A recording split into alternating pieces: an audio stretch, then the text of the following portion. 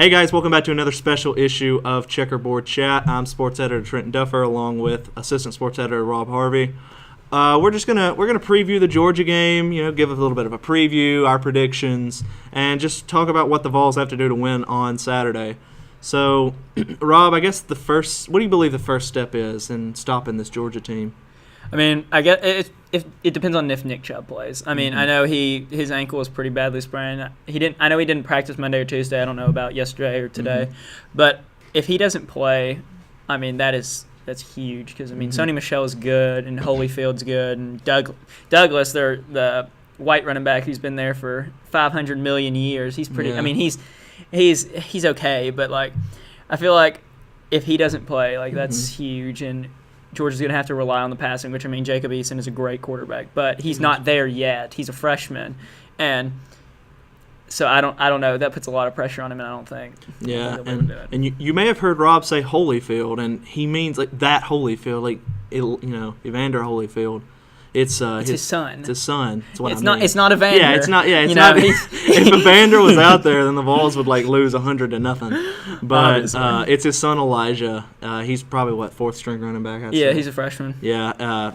He's very highly ranked recruited coming out of high school, so he'll be good in the future. Yeah, and he'll be really good. And Sony Michel, of course, just burned the Vols last year. I think 22 rushes for 145 yards, I believe, last year. So but a lot of that was in the first half when he had two or three big runs that he collected 80 of those yards on that. Yeah, because the Vols really prepared for Chubb, and then when Chubb went out with that injury, a lot of people saw it on the jumbotron because it was very gruesome. And I think the difference is between the two is that Chubb's more of he'll hit you, and Michel's more of a quick it's it's kind of like the Herd Kamara, but because Michel's more like Kamara where he'll hit the outside and fly, but so it was kind of preparing for two different running backs, and I think Butch has said, we've prepared like Nick Chubb's going to play, but I really don't think Chubb's going to play. It doesn't sound like he is, and I guarantee you they're preparing a lot for Sony Michel, and so.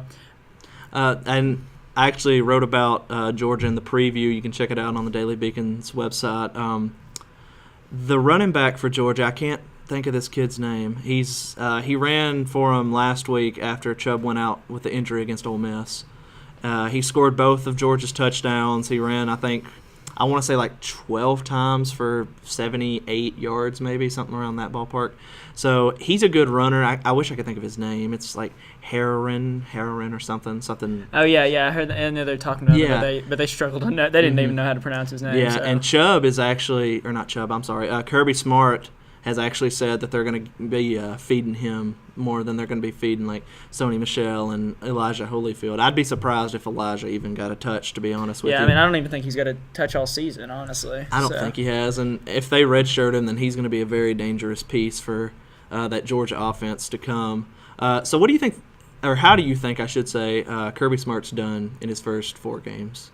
He's done okay. He's 3-1. They were saying, he beat UNC, but they didn't play. Chubb took that game over, but and I don't think it all has to deal with him.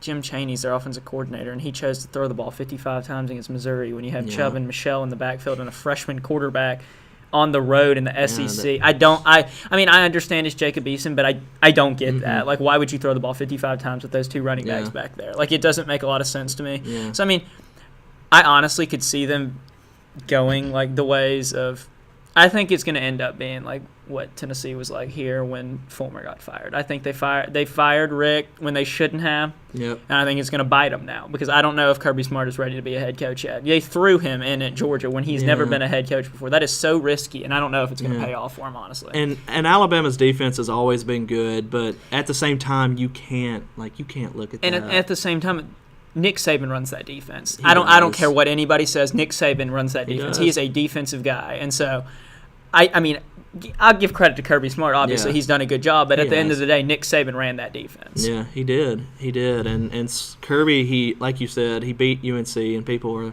Chubb had 100 or had 240 yards or something. That. Ridiculous. And but since then, I think he's only eclipsed just a little over 100. He had 30 yards against Nicholls State. Yeah. And then he had he barely had any against Missouri because they barely gave him the ball. And then, he gets hurt.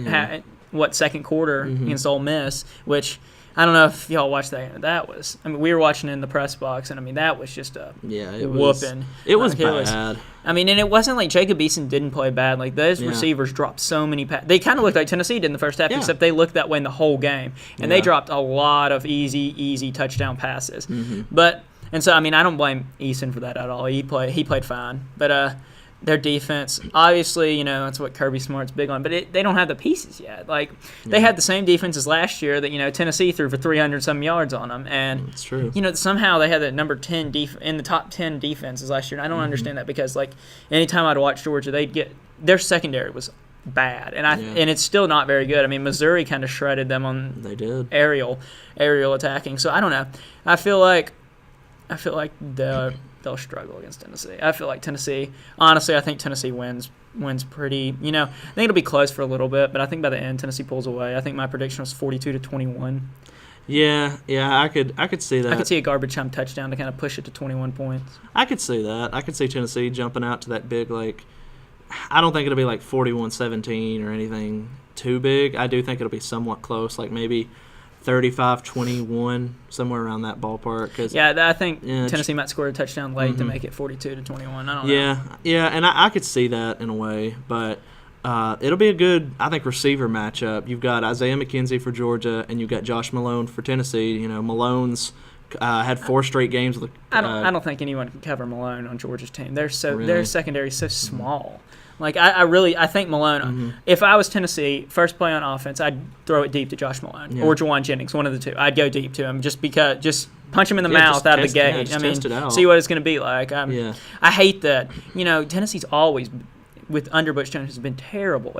They'll just run the ball at the middle first 2 plays and then be stuck on a 3rd and long and throw some bad pass to start the game. And it's like, that's not how you want to get off. So I think they should try and punch him in the mouth early and go deep first play. And I think it'd be a more interesting game, and it would, like, hype your guys up more especially if it's completed. If it's completed, then that's an amazing, like, confidence boost. But if you drop back with Dobbs and you throw like a 40-yard pass downfield to Malone or Jennings or even Tyler Bird or Josh Smith or whoever, that's going to jumpstart your offense, and it's going to show Georgia that you're here to play. And also, you see what happens when the offense gets going. The Tennessee defense, you saw in Florida, the offense got 4 one thing going. The offense got one thing going. They scored a touchdown. The defense was like, all right, it's game over. We know we can stop them now because they saw what the offense could do. So, I think fast start will be I think if Tennessee gets off to a fast start, it's going to be ugly. But I don't really think they will get off to a fast start, and I think it will be close by halftime. I think it'll be a 7-point game, something like that.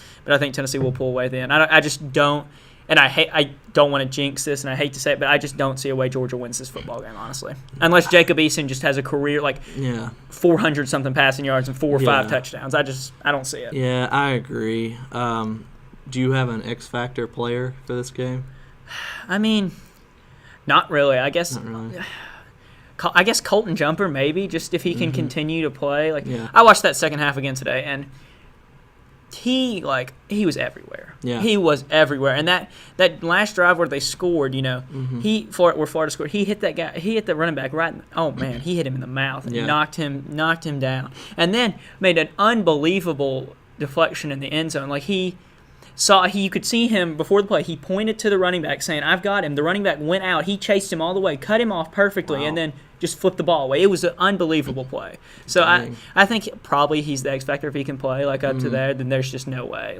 Because Reeves Maben's going to play. So if you have Reeves Maben, Jumper, and even rotate Reeves Maben and McDowell, which I'm sure they will do, just because Reeves Maben's probably not 100%. Yeah, he's not. I think they'll be okay. And I also think having Balin Buchanan out there instead of Justin Martin will be huge, because Justin Martin, you saw what happened. Justin Martin's not. And if they stick him on Isaiah McKenzie will run circles around Justin Martin. Will. So the fact that Balin Buchanan is going to start is a big thing. I think since he's a slot receiver, I think Galden will be covering McKenzie more, which is a good matchup. I think Galden will be fine after his flop. I actually have Buchanan being my X factor. I just think it's, with Sutton still out, the Vols need like a cornerback piece that they can rely on, and I feel like Buchanan is that cornerback piece, and I think he will be for a long time. He's still young, and he still has a lot to learn, and so I think he's going to do well against Georgia, and I think he's going to do well in the future.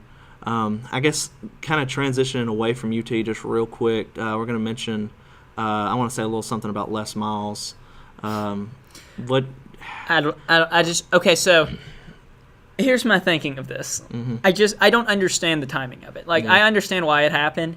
I don't get the timing of it. They're 2-2, 4 games into the season, and last year they're going to fire him. He wins the game, and they say, "Oh wait, just kidding, we're not going to fire him." And then 4 games later, then into the next season, they're like, "Oh, actually, we changed our minds again. We're going to fire him." And then your interim is Ed Orgeron, the ogre. It doesn't make sense. Ed Orgeron, I don't care what anybody says. You saw what he did at Ole Miss. He was a bad football coach. Yeah. And that's who you're gonna. I know he was the associate head coach. So I mean, he's the next man up. But I don't understand why you fire some guy. Why you fire somebody, especially Les Miles, 4 games into the season. It doesn't make sense. Doesn't do it to for me. me. At the end of the season, if you want to let him go, that's one thing. Yeah. But I just don't think you let him go, like you said, 4 games into the season. I mean, LSU has so many chances to, bounce back and beat some, good teams, on the road and at home. And I think it's going to come back to bite LSU in the long run, just because they're a talented team. They are. Yeah, they are. Yeah. And I think, I don't know. I know you don't think they're going to beat Missouri. I mean, you think Missouri's going to win? Didn't you pick Missouri?